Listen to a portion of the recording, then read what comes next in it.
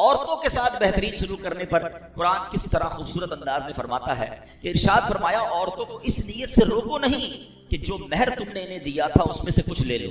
حضرت عبداللہ ابن عباس فرماتے کہ اس آیت سے متعلق یہ اس شخص کے متعلق آیت ہے جو اپنی بیوی سے نفرت رکھتا ہو، اس کے ساتھ بدسلوکی کرتا ہو، اس لیے کرتا ہو کہ وہ پریشان ہو کر مہر واپس کر دے یا مہر کی رقم معاف کر دے، اسے اللہ تعالیٰ نے منع فرمایا۔ ایک قول یہ ہے کہ لوگ عورت کو طلاق دیتے تھے پھر رجوع کر لیتے تھے، پھر طلاق دیتے تھے پھر رجوع کر لیتے تھے، عورت کو لٹکا ہوا رکھتے تھے، اپنے پاس نہ آرام پا سکے نہ دوسری شادی کر سکے، یعنی عورتوں کے ساتھ زیادتی کرتے تھے۔ اور کیا آج ایسا نہیں ہو رہا؟ بعض جگہوں پر عورتوں کے ساتھ بڑی زیادتی ہو رہی ہے، عورت کے ساتھ اس طرح سلوک ہو رہا ہے جیسے عورت کو پیر کی جوتی بنایا۔ جناب یہ اسلام ہے، یہ وہ لوگ ذرا سوچیں جو کہتے ہیں کہ اسلام میں عورتوں پر بڑی سختیاں ہیں۔ آج کل اس طرح کے جلسے ہو رہے ہیں، اس طرح کے سیمینار ہو رہے ہیں، اور معاذ اللہ عورتوں کو یہ ذہن دیا جا رہا ہے کہ نہیں جناب اسلام میں رہو گے تو تمہاری جو آزادی ہے وہ ختم ہو جائے گی۔ بتائیے یہ قرآن کیا بیان کر رہا ہے کہ عورتوں کے ساتھ اچھے طریقے سے رہنا۔ نبی پاک کی کئی حدیثیں ہیں، تم میں بہترین وہ ہے جو اپنے گھر والوں کے ساتھ بہترین ہے۔ پھر کیا فرمایا؟ سن لو میں تم سب سے زیادہ اپنے گھر والوں کے ساتھ بہترین ہوں۔ اللہ کے نبی فرما رہے ہیں، یعنی اسلام جتنا عورتوں کی آزادی، عورتوں کے لیے سکون، عورتوں کے ساتھ اچھا سلوک، عورتوں کے ساتھ زیادتی نہ ہو، جو اسلام بیان کرتا ہے دنیا کا کوئی مذہب بیان نہیں کرتا۔ بلکہ چلیے جناب میں تھوڑا سا اسلام سے پہلے کی بات آپ کو بتاؤں۔ بہت سارے مسائل ہیں کہ انسان نے پہلے عقل کے ذریعے اس کو حل کرنے کی کوشش کی، دین کی طرف نہیں آیا۔ اب ذرا غور کیجئے مسئلہ نسوانیت کا، مسئلہ جو نسوانیت ہے، فیمنزم ہے، عورتوں کے حقوق کا مسئلہ، ذرا اس پہ بات کریں تو صدیوں سے انسان اس کا حل تلاش کر رہا ہے۔ ارسطو اور افلاطون جیسے جو فلسفہ تھے، جو فلسفی تھے، انہوں نے بہت مغز ماریاں کی اور عورتوں کی معاشرے میں کیا اہمیت ہے اس پہ غور کیا۔ کسی نے عورت کو سانپ کہا، کسی نے اسے شیطان کہا، کبھی اس بیچاری کو ظلم و ستم کا نشانہ بنایا گیا، کبھی بیچاری کی عزت کو تار تار کیا گیا۔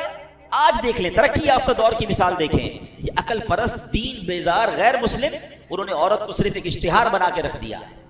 یہ غور کیجئے نا، دنیا کے ہر اشتہار میں آپ کو عورت نظر آئے گی۔ یہ عورتوں کو بھی سمجھ نہیں آتی کہ ہم کیا یہ کھلونا ہے؟ مردوں کی آئٹم بیچنی ہے، مردوں کی چیز بیچنی ہے، اس میں بھی عورت کا اشتہار ہے۔ یعنی عورت کا کام یہ کر دیا گیا کہ اس کو ایک اشتہار بنا دیا گیا۔ صرف دین اسلام ہے جو بتاتا ہے اگر عورت بیٹی ہو تو رحمت ہوتی ہے، بہن ہو تو عزت ہوتی ہے، ماں ہے تو اس کے قدموں تلے جنت ہوتی ہے، بیوی بن کر گھر میں آ جائے تو آدھا ایمان محفوظ ہو جائے۔ یعنی عورت کا ہر روپ اسلام نے بیان کیا کہ عورت کو جو عزت اسلام میں ہے۔ اللہ کرے کہ ہماری بہنوں کو یہ بات سمجھ آئے جو آج سمجھتی ہیں کہ اسلام میں سختیاں ہیں۔ قرآن نہیں پڑھتے نا، پہلے عورتوں کا کیا حال تھا، اور قرآن بار بار کہہ رہا ہے کہ عورت کے ساتھ آپ نے اچھا سلوک کرنا ہے۔ جب کسی کو لوگ خوشحال دیکھتے ہیں نا، کہتے ہیں یار یہ مزے میں ہنس رہا ہے، مسکرا رہا ہے، گاڑی بھی ہے، بنگلہ بھی ہے، اتنا مشہور بھی ہے، لائف تو اس کی ہے، میں تو کچھ بھی نہیں۔ میں آپ کو ایک سچی بات بتاؤں جس کو کہتے ہیں تجربے کی بات ہے، اور میری اس بات کو آپ کسی سے بھی ویریفائی کر لیجیے گا۔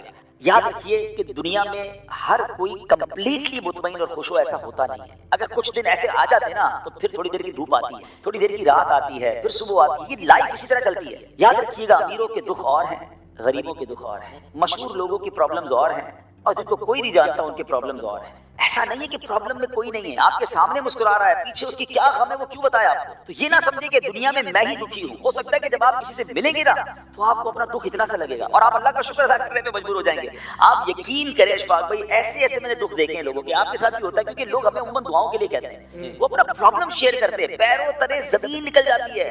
یار میں تو سوچ رہا تھا میرا پرابلم اتنا بڑا، اس کے پاس تو کتنا بڑا پرابلم ہے۔ میرا نارملی تاجران سے ملنے کا موقع ملتا ہے تو میں عموماً شخصیات سے ملتا ہوں، بڑے لوگوں سے ملتا ہوں۔ اشفاق بھائی کروڑوں کی گاڑیاں باہر کھڑی ہیں، ملازمین کی لائن لگی ہوئی ہے، اور جب سیٹھ صاحب کان میں اپنا مسئلہ بتاتے ہیں نا، بندہ کہتا ہے یار یہ کتنے بڑے دکھ میں ہے، اس کو نیند کیسے آتی ہے؟ فیملی کا کوئی اتنا بڑا مسئلہ، بچوں کو کوئی اتنی بڑی پرابلم، بیماری کوئی اتنی بڑی ڈکلیئر ہو جاتی ہے۔ تو یہ مت کہو کہ جناب صرف میں دکھی، اللہ نے جس حال میں رکھا ہے شکر ادا کریں، صبر کریں اور نعمت حاصل کریں۔ اب آتے بے صبری کس کو کہتے ہیں؟ پرابلم یہ ہے کہ ہم پورے جہان کو بتا کر پھر آخر میں کہتے ہیں جناب میں تو صبر ہی کر رہا ہوں، سارے محلے کو پتا، سارے گھرانے کو پتا، سر میں درد ہے وہ بھی سب کو پتا، بلکہ اب تو اسٹیٹس لگا دیتے ہیں، پہلے تو کسی کو بتاتے تھے یار طبیعت ٹھیک نہیں ہے، not feeling well, feeling bad اور فیلنگ سک، اور پتہ نہیں کتنے تو اس کو بن گئے۔ اچھا بڑی مارکیٹ خراب ہے، کاروبار بالکل نہیں چل رہا، کبھی زبان پر شکر آتا ہی نہیں ہے۔ کیوں یہ کہتے ہیں؟ اللہ نے کروڑ سے آپ کو اچھا بنایا۔ تو بے صبری کہتے ہی اس کو جناب، صبر تو یہ ہے کہ میں جانوں میرا رب جانے۔ وہ شعر ہے نا، کسی کا احسان کیوں اٹھائے، کسی کو حالات کیوں بتائے، کیوں بتاتے لوگوں کو حالات؟ تمہیں سے مانگیں گے تمہارے در سے ہی لو لگی ہے۔ راجد میں آپ کو اپنے دل کی ایک بات بتاؤں، نہ بتایا کریں، یقین کریں نہ بتایا، کچھ نہیں کر سکتے۔ بلکہ بعض اوقات ہماری تکلیف کا مذاق ہمارے جانے کے بعد بتاتے ہیں لوگوں کو، یہ آیا تھا اپنا مسئلہ لے کر، باتیں بڑی بڑی کرتا ہے، یہ تو بڑی پرابلم میں ہے، اس کا تو یہ پرابلم ہے. ہم لوگوں کو بتا کر حاصل تو کچھ نہیں کر پاتے. کون ہمیں شفا دے سکتا ہے؟ کون میری مشکل حل کر سکتا ہے سوائے اللہ کے؟